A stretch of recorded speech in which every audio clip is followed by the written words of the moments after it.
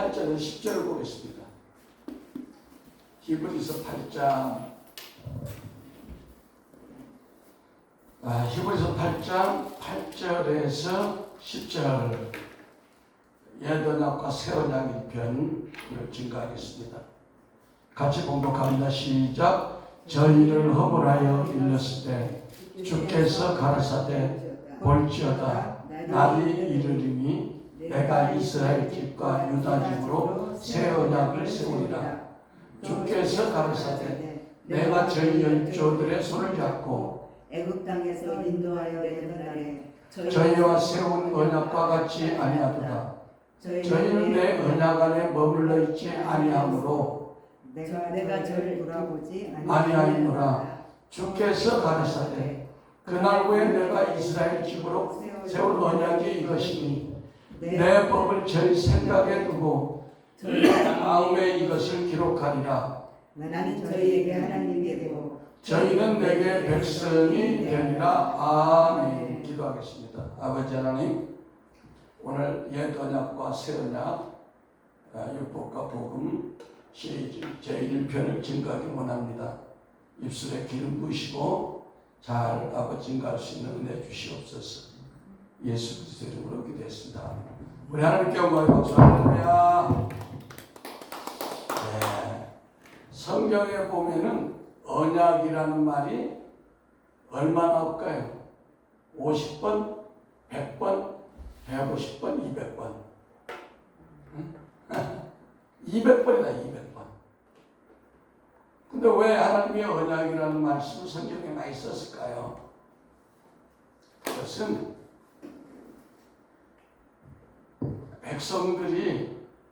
하나님 백성들이 하나님이 이 약속을 해도 그 약속을 믿지도 않고 지키지 못했기 때문에 자꾸만 말씀하시는 거예요. 그러면 최초의 언약이 누구냐? 공교롭게도 최초의 살인자 가인에게 표를 주시고 보호하실 것을 언약했다. 우리 생각에는 아주 아브라함에만 언약할 줄 아는데 창세기 4장 15절 보니까 여호와께서 그에게 이르시되 그렇지 않다. 가인이 내가 죽을 것 같아요. 내가 살인애가 됐기 때문에 사람들이 나를 죽을 것 같아요. 어떻게 하면 좋아요? 그러니까 가인을 죽이는 자는 벌을 7배나 받으리라 하시고 가인에게 표를 주사 만나는 누구에든지 죽음을 면케 하시리라. 가인에 대한 깊은 뜻은 있지만 여기는 그 정도로 하고 그 다음에 노아에게도 언약을 했어요. 무슨 언약을 했나? 물심판이 없고 무지개를 통해서 언약했는데 창세기 9장 11절을 보면 내가 너희와 언약을 세우리니 다시는 모든 생물을 홍수로 멸하지 아니할 것이라. 땅을 침몰할 홍수가 다시 있지 아니하리라. 하나님이 가라사대 내가 나와 너희와 및 너희와 함께 하는 모든 생물 사이에 영세까지 세우는 언약의 증거를 될 것이라. 내가 내 무지개를 구름 속에 두었다. 그러니까 무지개를 두고 언약을 세웠습니다. 아멘. 그뿐 아니라 아브라함에게도 이삭을 줄 걸 또 언약을 했어요. 따라서 하나님은 언약의 하나님이시다. 근데 언약을 우리가 믿으면 축복. 창세기 17장 1절에 아브라함이 99세 때 여호와께서 아브라함에게 나타나서 그에게 이르시되 나는 전능한 하나님이라 너는 내 앞에서 행하여 완전하라. 내가 내 언약을 너와 내 사이에 세워 너로 심히 번성케 하리라 하시니 아브라함이 엎드린데 하나님이 또 그에게 일러 가라사대 내가 너와 내 언약을 세우리니 너는 열국의 아비가 될지라. 열국의 아비가 되는 언약을 세웠어요. 그뿐 아니라 하나님은 다윗에게 아들 솔로몬에게 왕위를 세울 거라고 언약을 세우고 그 후손에서 그리스도가 나올 것을 또 약속한 줄 믿으시면 아멘. 이사야 7장 12절 보면 내 수완이 차서 내 조상들과 함께 잘 때에 내 몸에서 날 자식을 내 뒤에 세워 그 나라를 견고케 하는데 그 자식이 누구야? 솔로몬이죠. 시편 132편 11절에도 여호와께서 다윗에게 성실히 맹세하셨으니 변치 아니하실지라 이르시기를 내 몸의 소생을 내 위에 뭐야? 다윗의 몸에서 나온 아들이 왕위에 오른다. 또 더 깊게 얘기해서는 다윗의 후손으로서 예수 그리스도가 보좌의 영광에 이른다. 그런 뜻이에요. 우리가 하나님이 약속하신 보혜사 성령님, 보혜사 성령님을 우리 속에 모셔야 됩니다. 할렐루야. 보혜사 성령님이 오늘 여러분 속에 좌정하시길 믿으시면 아멘. 우리 감사하게 임하시면 아멘. 계속 들어가요. 야, 강력하게 들어가. 야, 오늘 놀랍네. 오늘 생일날 같아요. 생일날 같아. 엄청 영적인, 엄청나게 은혜 보여주시네. 막 내 몸이 딸려줄 것 같아. 막 여러분들이 아마 나를 갖다 이렇게 삼키는 것 같아. 얼마나 기름이 부어주시는지. 그래서 이 새 언약이 뭐냐? 하나님이 우리 안에 사신다는 거예요. 하나님 우리 안에 사신다는 거예요. 할렐루야. 그런데 히브리서 11장 보니까 믿음의 선진들이 믿음으로 증거를 받았는데 응답을 받았다 이거요. 근데 약속하신 성령님을 받지 못했어. 오늘날도 이렇게 신앙생활하는 사람이 많습니다. 산에 가서 40일 작정하고 해가지고 겨우 응답은 떨어졌는데 또 얼마 전에 문제가 또 생기네. 그거 하려고 또 금식하고 또 경상도 말로 쇠가 빠지게 벗어야 됐는데 또 문제가 생기네. 그래 안 그래? 그렇죠? 아멘 해봐. 근데 이제는 그럴 필요가 없다. 약속하신 성령님이 여러분 안으로 지금 진격해 들어가신다. 아멘. 들어와 있다. 백마타 하신 그 왕자 되신 예수님이 여러분 안에 쏙 들어갔어. 예스. 예스. 오, 기름 부으세요. 예.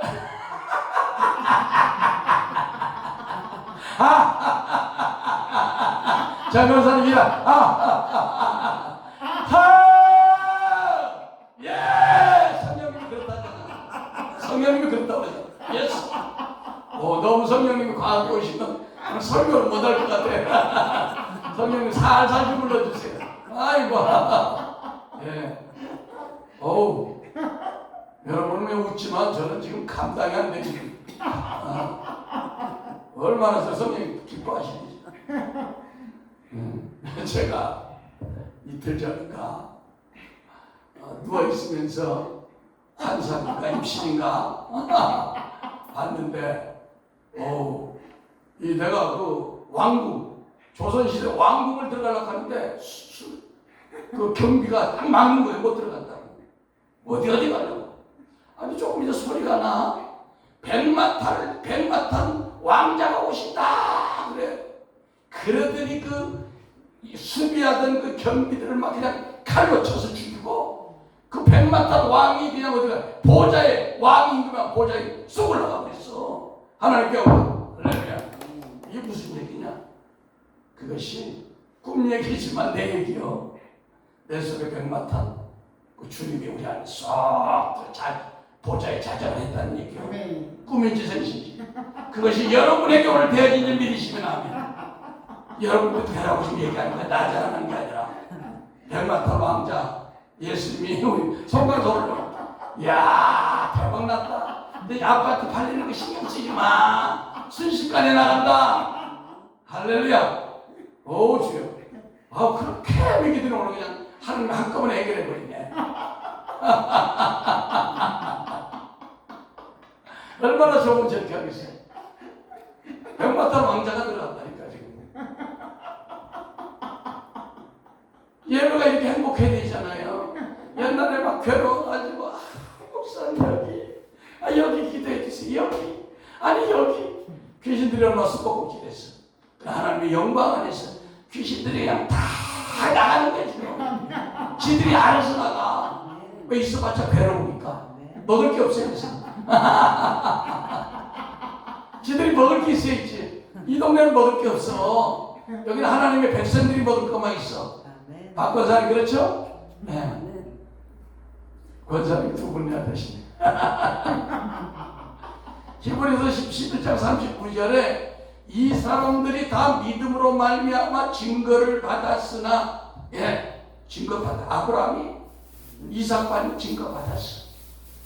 야곱이 마침내 거부가 돼가지고 고향에 돌아오는 증거를 받았어. 다윗이 마침내 왕이 되는 증거를 받았어. 우리 전사님 마침내 거부가 되는 축복을 받았어. 그런데 약속은 무슨 약속? 성령님이 우리와 함께하는 약속. 할렐루야. 이것이 가장 큰 기업입니다. 할렐루야. 이 영원하신 기업, 예수 그리스도의 영이 여러분 속에 지금 함께하고 있다는 것을 감사하셔. 이런 예배가 흔치가 않아. 그렇습니까? 조선발도 뛰어다녀봐. 그래서 감사한 거야. 그래서 행복한 거야. 교회 사이즈가 크고 작은 게 문제가 아니라. 히브리서 8장 13절에 새 언약이라 말씀하셨음에 첫 것은 옛 언약은 낡아지게 하셨으니 낡아지고 쇠하는 것은 없어져 가는 것이라. 왜? 이제 우리는 옛 그리스도 안에서 복음 안에 살면서 옛날 구닥다리식으로 율법 안에서 살던 시대는 끝났다. 끝났어. 이제는 축복받는 새 언약의 시대로 들어왔어요. 아멘. 제일 좋아하는 저분이. 그래서 이제 우리는 에녹과 바울처럼, 에녹과 바울이 그건 뭐 상상 속의 인물이고 전설 속의 인물이 아니라 하나님이 우리를 에녹과 바울처럼 살도록 만들었으면 아멘. 24시간 주님의 임재 가운데, 할렐루야. 성령의 인도하심 속에서 주님 하면 그냥 문제가 딱딱 해결되죠. 이런 축복을 받고 살아야 될 거 아니에요. 물론 연단이 없다는 건 아니에요. 또 주님의 그 영광을 위해서 연단을 받는다는 값지게 받는 거예요. 할렐루야. 왜? 우리의 모난 부분들을 깨뜨리기 위해서. 오늘날도 어떤 사람들은 율법 신앙을 고수하며 지키는 것이 그 사람 믿음 좋다 그렇게 평가할 수 있지만 그것은 십자가의 초보 어린아이 신앙이에요. 어린아이 신앙. 예레미야 31장 31절 보겠습니다. 예레미야, 아가서, 이사야 다음에 예레미야 31장 31절 우리 큰 소리로 한번 봉독하겠습니다. 페이지 수 1500페이지. 예레미야 31장 1절 시작. 여호와가 말하노라 보라 나를 이루리니 내가 이스라엘 집과 유다 집에 새 언약을 세우리라. 여호와가 말하노라 이 언약은 내가 그들의 열조의 손을 잡고 땅에서 인도하여 내던 나를 세운 것과 같지 아니할 것이니 내가 그들이 남편이 되었어도 그들이 내 언약을 파였습니다. 33절 나 여호와가 말하노라 그러나 그날 후에 내가 이스라엘과 이스라엘 언약을 내가 하나님과 그들의 마음에 기록하여 나는 그들의 하나님이 되고 그들은 내 백성이 될 것이야. 34절 다시는 각기 이웃과 형제를 가르쳐 이르기를 너는 여호와를 알라 하지 아니하리니 이는 작은 자로부터 다를 알미라. 내가 그들의 죄악을 사하고 다시는 그 죄를 기억하지 아니하리라. 여호와의 말이니라. 아멘. 자, 하나님이 우리의 신랑이 되었는데도 신부들이 신랑의 언약을 약속을 믿지도 않고 지키지도 않았다는 거예요. 그래서 하나님이 이렇게 해서 안 되겠다. 인간들이 머리가 새머리라 아무리 좋은 말을 해도 이것들이 못 알아듣구나. 그래서 어떻게 했어요? 하나님의 말씀의 법을 우리 속으로 집어넣어 주신다는 거야. 뭘로? 성령으로. 이 시간 그 말씀이 성령으로 여러분 속에 쑥 들어갑니다. 믿으십니까? 당기세요. 받으세요. 취하세요. 그냥 웃으면 들어가는 거야 그냥. 예. 그 마음에 기록한다. 왜? 색다로 생각대로 하니까 잊어버리는 인간들이 바빠서. 그래서 내 아들 예수를 이 땅에 보내서 피 흘리고 물 흘려서 죄를 용서하고 그 다음에 나가이 다락방에 성령의 불을 던져가지고 인간들 마음속에 이 하나님의 마음을 기록해야 되겠다. 이렇게 된 거예요. 근데 그렇게 되기 전까지는 갈라디아서 3장 23절에 믿음이 오기 전에 우리가 율법 아래 매인받고 계시될 믿음의 때까지 갇혔다. 우리가 갇혀 있었다는 거예요. 강도산 집에 갇혀 있었다는 거예요. 율법에, 어둠의 영에. 근데 그걸 풀어주니까 성령님이 그 안에 들어가니까 말씀이 들어가니까 이제 자유한다는 거예요. 깊은 침묵 기도로 들어간다는 거예요. 옛날에는 막 새벽까지 막 특심이라 3시까지 부르짖고 난리를 쳐서 사람들이 아이고 나 저렇게 예수 믿으면 나 안 가고 싶어도 왜 11시 늦게 믿어. 근데 지금은 그냥 주님 하면 그냥 하나님의 임재가 임해가지고 행복하게 신앙생활 할 수 있다. 아멘. 이같이 율법이 우리를 그리스도에게 인도하는 몽학 선생이 되어 우리로 하여금 믿음으로 말미암아 의롭다함을 얻게 됐다. 그래서 이제 우리는 믿음의 지 온전케 하신 그리스도의 영으로 우리가 이제 인도받는 그런 자리까지, 그래서 날마다 주님의 임재 가운데 머물러 있고 그분의 얼굴을 보고 그분의 음성을 듣고 그분의 존재를 확인하는 자리까지 우리가 가야 된다. 아멘. 그러니까 오늘 이제 중요한 것은 로마서 3장 31절입니다. 그러므로 우리가 율법을 폐하면요 그럴 수 없느니라 도리어 율법을 굳게 세우니라. 아니 지금 새 언약과 옛 언약을 하는데 옛 언약 율법을 걷어치워야 되는데 발로 밟아야 되는데 또 사도 바울이 율법을 또 폐할 수 없고 굳게 세운다고 또 이러네. 헷갈려 버리네. 예수님이 내가 율법을 폐하러 온 줄 생각하냐? 율법을 내가 온전케 해왔다. 이게 똑같이 뭐야? 이게 정립이 안 되는 거예요. 오늘 이거를 여러분들이 정립하고 가시기 바랍니다. 아멘. 할렐루야. 그래서 이 말씀을 들으면 사도 바울이 율법을 그렇게 해서는 안 된다고 강조했는데 오늘 말씀은 율법을 세운다고 그러네. 도대체 이게 무슨 뜻이야? 이 얘기는 율법을 우리가 알면 알수록 자신이 하나님의 말씀대로 살 수 있다는 가능성을 포기해버려. 왜? 율법 안에 나를 비춰보니까 내가 다 죄인이네. 그래 안 그래? 우리가 말씀대로 살아 못 살아 100%. 예. 그러니까 하나님의 말씀을 알면 알수록 어메 기죽어. 나는 하나님의 말씀을 지킬 수 없는 연약한 존재야. 그러니까 뭐야? 그래서 믿음으로 구원받는 것이 이렇게 큰 축복이구나. 이걸 알게 된다는 거예요. 할렐루야. 그러니까 율법을 굳게 세운다는 것은 오직 믿음으로 구원받을 수밖에 없는, 왜 없는지를 증명해 주는데, 이것을 역으로 말하면 믿음으로 살기 위해서는 왜 율법이 있어야 하는지를 지금 얘기하는 거예요. 왜 그러냐? 율법을 굳게 세운다는 것은 율법이 있어야 할 이유를 더욱 드러나게 한다는 말로, 믿음이 오면 그냥 믿음대로 살면 돼.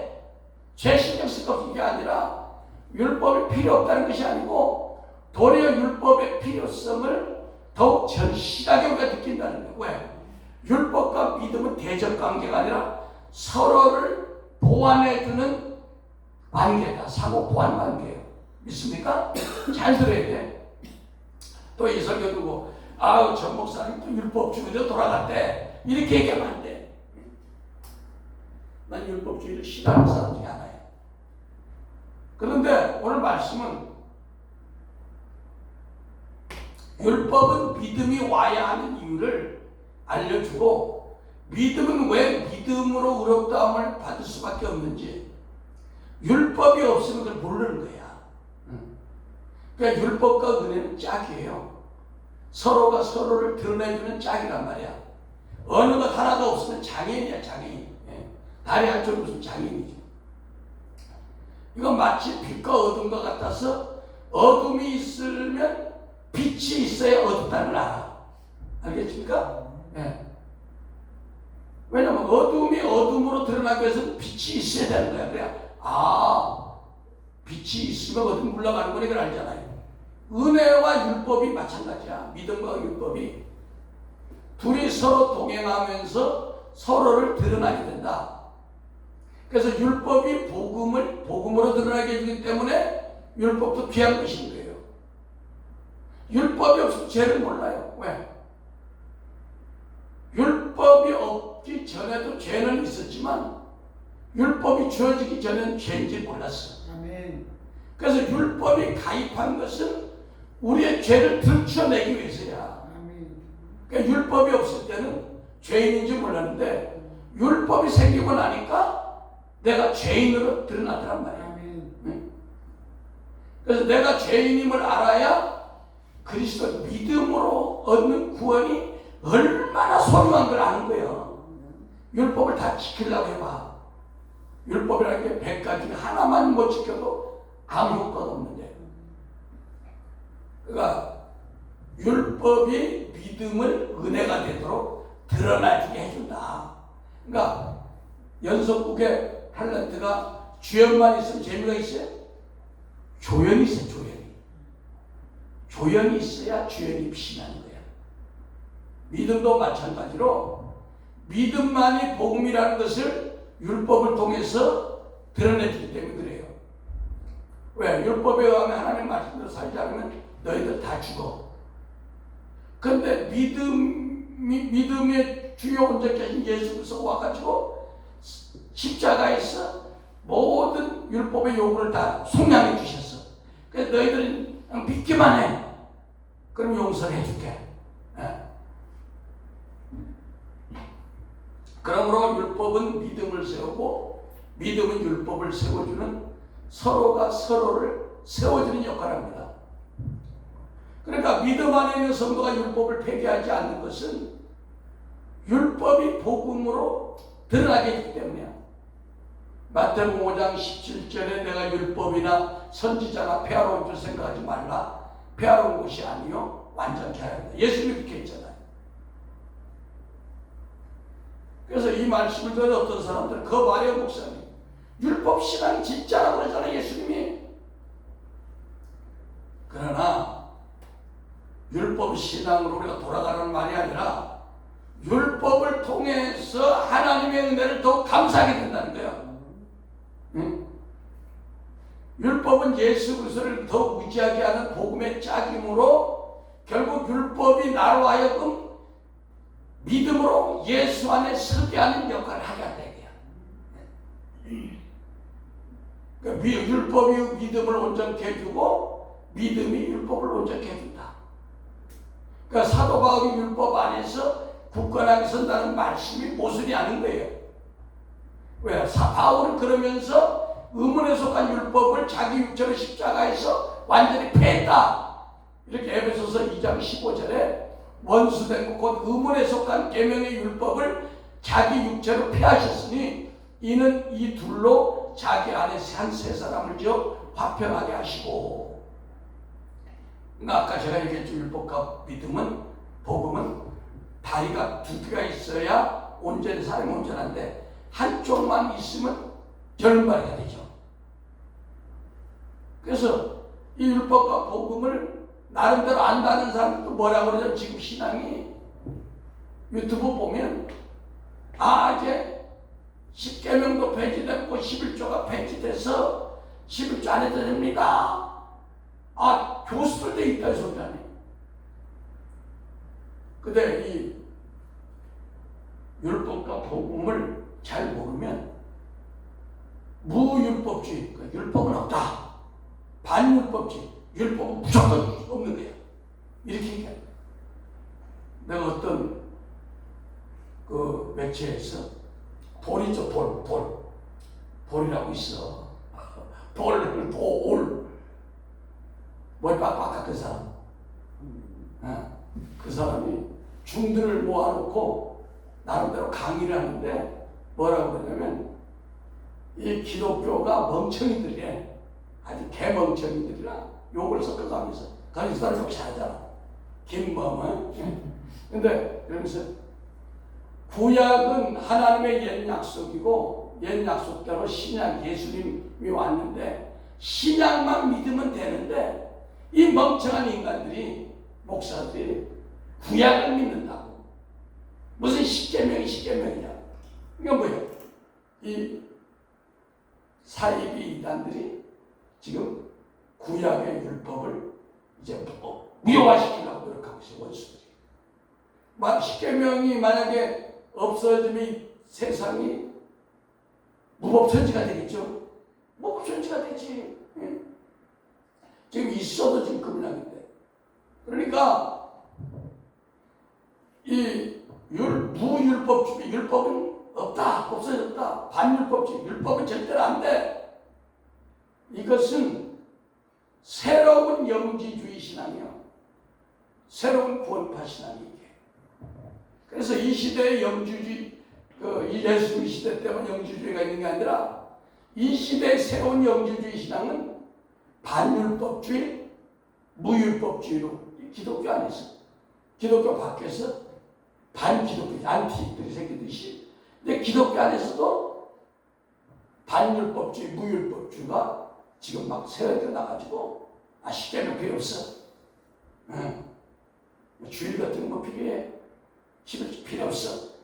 아주 공정하게 신신학을 배운 막 교수도 그렇게 났습니다. 왜? 그런데 사도들이 율법이 사라지면 인간은 육신에 이끌려 방종으로 치닫게 돼서 안 된다고 바울이 에베소서에서 말씀하고 있습니다. 에베소서 2장 1절에 3절을 보면 그 너희의 허물과 죄로 죽었던 너희를 살리셨도다. 그때 너희가 그 가운데 행하여 이 세상 풍속을 쫓고 공중의 권세를 잡은 자를 따랐으니 곧 지금 불순종의 아들들 가운데 역사하는 영이라. 전에는 우리도 다 그 가운데 우리의 육체의 욕심을 따라 지내며 육체의 마음에 원하는 것을 하여 다른 이들과 같이 본질상 진노의 자녀였더니. 자, 에베소서 4장 17절 보겠습니다. 에베소서 4장 17절. 잘 썼으면 아멘. 페이지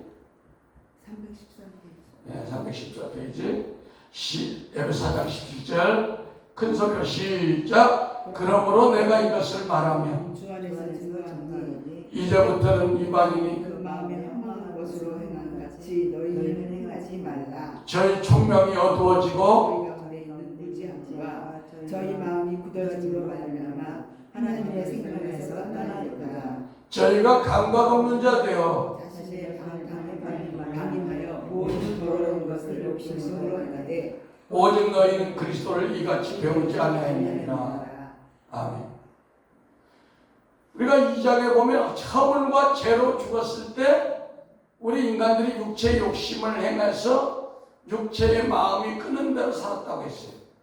지금 4장에서는 이러한 삶을 이방인의 삶이라고 하고, 이방인들의 삶이 우리가 틀린 것은 죄에 대한 감각이 무감각하니까 자신을 죄의 방탕과 방임에 내려놓는다는 거예요. 죄의 감각이 없어졌다는 말은 내 안에 죄를 지적하는 율법이 없어지니까 자기를 통제하는 것이 없어. 그렇잖아요. 살인하지 말라는 율법이 없어지면 어떻게 되겠어요?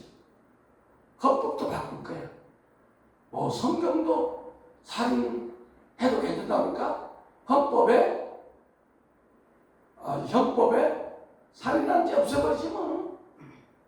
이렇게 하면 어떻게 되겠어요? 인간 세상이 엉망이 되어버렸죠. 율법이란 자기를 제어하는 장치, 제어장치. 브레이크야 브레이크. 양심의 브레이크. 다른 데 율법은 양심의 브레이크다. 예. 원래 우리 인간들의 이 아담의 후손은 율법을 싫어해요. 구속을 싫어해요. 그래서 그런 본성이 있기 때문에 율법이 우리 안에서 제동장치, 브레이크를 걸어주니까 우리 양심이 반응을 해서 죄에 대해서 방임하지 못하도록 육체의 소욕대로 끌고 가지 못하도록 우리 붙들어주는 거지. 만약에 우리에게 율법이 없다고 그러면 예수 믿는 사람이나 안 믿는 사람이나 예수 믿는 사람이 더 악해질 것 같아요. 그래 안 그래요? 마음대로 살아가고 있는데. 그런데 이 시대 복음을 곡해하는 사람들이 복음을 안다고 빙자해가지고 반율법주의, 무율법주의를 세워가지고 죄를 합리하고 있다 이겁니다. 여러분, 우리가 율법의 죄를 양심이 인식하기는 하지만 우리가 뭐가 연약했어? 마음이 연약해서 죄를 지는 거예요. 이거하고 율법은 없어. 율법이 아예 없어서 그래가지고 자기가 합리화해서 마음대로 죄를 즐기는 거하고는 근본적으로 다른 거야. 전자는 뭐야? 내가 말씀대로 살아야 되는데 육신이 약해요. 죄를 졌기 때문에 주여 나를 용서하여 주시옵소서 하는 거하고 왜 율법 같은 거 필요 없어. 예수님이 와서 다 없애버렸기 때문에 이제 뭐 그냥 십계명 같은 거 필요 없고 그냥 죄 짓고 살아도 상관없어. 그러면 왜? 회개할 기회가 안 와요. 죄 지어도 절대로. 회개할 기회가 안 오면 어떻게? 지옥 가겠죠. 네. 회개할 기회가 없습니다. 우리가 연약해도 죄를 져도 예수 믿다가 속된 말로 형용성할 죄를 져도 거기서 회개하면 그 사람 천국 가요. 그런데 이 사람이 죄를 짓고 율법은 없어. 그런 건 지나간 얘기야. 그러면 죄를 회개할 기회가 없는 거야. 그래 안 그래? 예. 그래서 복음은 우리가 죄 짓는 것을 합리화시키는 게 아니라 율법이 있기 때문에 우리 죄를 억제하게 하는 기름이 있다는 겁니다. 그러니까 일부 복음을 안다고 하는 사람들이 로마서 8장 1절 2절에 그리스도 안에는 결코 정죄함이 없으니까 우리가 막 살아도 돼. 이런 사람들이 우리가 따라가면 안 된다는 겁니다. 왜냐하면 율법이 없으면 우리 양심이 브레이크 터진 자동차처럼 방탕과 방종으로 올라가기 때문에 사도들은 율법주의와도 싸웠지만 영지주의 사상과도 싸웠어요. 영지주의자들은 진리의 말씀을 곡해가지고 성도들의 삶을 방탕과 방종으로 내버렸다. 사도들의 서신서를 보면 그들 그 말씀 가운데 비윤리적인 삶과 비도덕적인 삶을 배격했어요. 그것은 그들이 율법주의를 원해서가 아니라 그렇게 하면 말씀 가운데 서지 못하기 때문에 그렇게 한 거예요. 우리가 베드로 사도가 베드로전서 2장 11절 12절 보면 사랑하는 자들아 나그네와 행위 같은 너희를 권하노니 영혼을 거스려 싸우는 육체의 정욕을 제어하라. 너희가 이방인 중에서 행실을 선하게 가져 너희를 악행한다고 비방하는 자들로 하여금 너희의 선한 일을 보고 권고하시는 날에 하나님께 영광을 돌리게 하려 함이라. 베드로전서 4장 3절에 너희가 음란과 정욕과 술 취함과 방탕과 연락과 무법한 우상 숭배로 인하여 이방인의 뜻을 쫓아 행한 것이 지나간 때에 족하다. 이거 무슨 얘기예요? 이제 너희가 하나님의 백성이 되고 국류를 입었으니까 육체의 정욕을 제어해야 된다 이겁니다. 그러면서 베드로 사도는 지금 이방인의 특징과 예수 믿는 사람의 특징이 뭐냐? 이방인의 특징은 육체의 정욕을 따라 사는 자들이 이방인의 특징이라는 거예요. 할렐루야. 그래서 종교 방탕하게 사는 이방인의 뜻을 쫓던 너희들의 과거의 때는 그때로 족하고, 이제는 너희가 하나님의 백성이 되었으니까 이방인과 같이 육체의 정욕대로 살지 말고 하나님이 주신 가치관대로 살아라는 겁니다. 아멘. 그러니까 사도들이 이렇게 지극히 윤리적이고 도덕적인 삶을 권고하는 것은 율법신앙을 살라는 게 아니에요. 율법신앙은 뭐예요? 거짓 체면과 위선대로 사는 것이 율법신앙이야. 왜 이러냐? 당시 거짓 선지자, 영지주의자들이 교회 안에서 율법은 없어. 그러니까 방탕과 방종으로 성도들을 내어보니까 교회가 타락하게 되는 거예요. 지금도 뭐야? 초대교회 안에 있던 영지주의 사상이 복음으로 살짝 둔갑해가지고 무율법주의, 반율법주의가 지금 서서히 젊은 세대 가운데 독버섯처럼 퍼지고 있다는 겁니다. 그래서 뭐예요? 교회, 무교회주의. 이제 교회 필요 없어. 인터넷으로 교회 예배 드려도 돼. 11조 필요 없어. 10대면 필요 없어. 우리 자유하게 살면 돼. 그러니까 그 당시 초대교회도 고린도 교회 어떤 자들이 예수만 믿은 모든 자가 다 용서받으니까 이제 율법 아래 우리가 힘들게 살았으니까 우리가 마음대로 살아보자. 그래가지고 계모와 간통하는 자가 있었는데 바울이 그걸 보고 격분을 했어요. 아, 이런 자들을 너희가 교회에 가만히 두면 되겠냐는데 쫓아야지. 교회가 타락하는데, 응?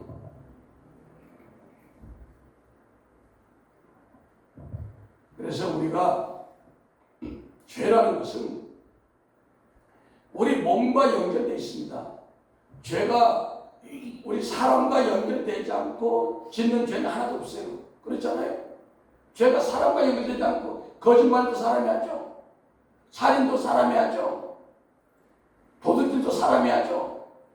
사람과 연결되지 않는 죄는 아무것도 없어. 그러니까 우리 몸의 행실을 단정하게 하라고 성경은 우리에게 권고하고 있는 것입니다. 로마서 4장 13절에 아담이나 그 후손에게 세상의 후사가 되라고 하신 언약은 율법으로 말미암은 것이 아니고 오직 믿음의 의로 말미암은 것이다. 오늘 제가 이 말씀을 전하니까 저 목사님이 복음을 가르치더니만 오늘은 율법주의로 돌아간 거 아닌가? 그게 아니라 우리가 율법이라는 잣대가 있어야 우리가 복음 안에서 나를 지킬 수가 있는 거예요. 사단의 공격을 막아낼 수가 있는 거야. 아멘? 그 율법이라는 촛대를 내가 잊어버리면 어떻게 돼? 내 마음대로 하기 때문에 고린도 교회 같은 현상이 나타날 수밖에 없다. 할렐루야. 네. 로마서 4장 13절 아담이나 그 후손에게 세상의 후사가 되라고 하신 언약은 율법으로 말미암은 것이 아니라 오직 믿음의 의로 말미암은 것이다. 자, 이 얘기는 뭐냐면 첫사람 아담은 뭐예요? 율법의 상징이야. 그러니까 율법 폐하죠. 그러니까 둘째 아담으로 오신 예수님이 우리를 구원하셨습니다. 믿음 아멘. 네. 자, 가인과 아벨이죠. 가인의 제사는 하나님이 안 받았죠. 왜? 가인은 땅에서 난 걸 가지고 하나님께 제사를 드렸잖아. 땅의 수성. 그러니까 세상과 땅은 누구야? 마귀 것이잖아요. 마귀 것이잖아요. 근데 하나님이 지정하신 양의 제사, 양은 누구야? 어린 양 예수잖아요. 하늘에 속한 거잖아요. 응? 하나님은 하늘에 속한 것을 받으시는 거예요. 응? 이삭의 첫 아들 장자는 장자 에서는 폐하여진 율법의 그림자고, 차자 야곱은 새 언약의 예수 그리스도의 복음으로 오신 예수 그리스도를 그림자로 우리에게 보여주는 거예요. 율법이 예수 그리스도의 복음에 의하여 폐하질 것을 구약의 많은 비유를 통해서 우리에게 증거하고 있어요. 그래서 율법이 우리에게 아무 필요가 없는 것처럼 이제 보여지지만, 그러나 바울은 계속해서 오늘 율법이 서야 된다고 얘기하는 것은, 우리가 복음 안에 있지만 그 복음의 표대가 어떤 걸 중심으로, 율법이라는 표대를 중심으로 서야 된다는 겁니다. 그러니까 예수님이 이 땅에 와서 처음에 팔복을 전해, 팔복. 심령이 가난한 자는 복이 있나니 천국이 저희 것이며, 애통하는 자는 복이 있나니 저희가 위로를 받을 것이요. 이건 뭐냐면, 구약에서는 행위적인 법, 몸과 연결돼 가지고 겉으로 나타내는 죄만 안 지면 죄가 아니에요. 사람을 그냥 미워서 속으로 칼이 나가고 총이 나가고 죽이고 싶지만 겉으로 사랑해, 그럼 죄가 안 돼. 그러나 신약에 와서 예수님이 어때요? 형제를 보고 나가라는 자, 살인죄, 살죄, 형제 보고 이놈저놈 했다는 거죠. 물건을 보고 사람이 탐심을 좀 품었어. 야, 저걸 내가 좀 가졌으면 좋겠다. 아, 이것도 그냥 탐심도 도둑질하고 똑같은 거야, 이게. 그러니까 뭐예요? 율법이라는 기준을 예수님은 더 내면에 확대를 해가지고 우리에게 제시하신 분이야. 그런데 이 율법이 없다면 예수님도 와서 우리에게 새로운 마음의 율법을 주신 거야. 새로운 마음의 율법. 여자를 보고 저는 손만 안 되면 상관없어. 나 그 사람 범하지. 마음으로 간, 음욕만 보도 가는 거다. 그러니까 이 예수님은 우리에게 와서 새로운 내면의 깊은 복음을, 율법을 걷어내셨어요. 그러니까 이런 것이 없으면 우리가 어떻게 하나님의 말씀대로 살 수 있겠냐. 오늘은 그래서 그런 관점에서 말씀드린 거예요. 율법을 대로 살아야 한다, 이런 얘기가 아닙니다. 로마서 9장 11절, 그 자식들이 아직 나지도 아니하고 무슨 선이나 악을 행하지 아니한데 택하심을 따라 되는 하나님의 뜻이 행위로 말미암지 않고 오직 부르시는 이에게 말미암아서리 아니하리라. 기록된 바 야곱은 사랑하고 에서는 미워했던 것 같으니라. 그러니까 하나님이 첫사람 야곱, 첫사람 아담은 이 땅에 속한 자였죠. 첫사람 아담은 마찬가지로 에서가 첫사람의 아담의 계획이 있기 때문에 하나님의 에서를 미워한 거예요. 야곱은 둘째 아담으로 오신 예수님의 계획이 있기 때문에 하나님이 야곱을 사랑한 거죠. 그래서 오늘 새 언약과 옛 언약 1편만 오늘 증거했는데, 다음 시간에 또 2편, 3편으로 갈지 모르는데 계속 증거하겠습니다. 기도하겠습니다. 사랑의 아버지 하나님, 감사합니다. 오늘 율법과 복음, 새 언약과 옛 언약에 대해서 증거했습니다. 아버지, 부족한 부분들을 주께서 더 깨닫게 하시고 아버지여 알아가게 하옵소서. 예수 그리스도 이름으로 감사하며 기도했습니다. 아멘.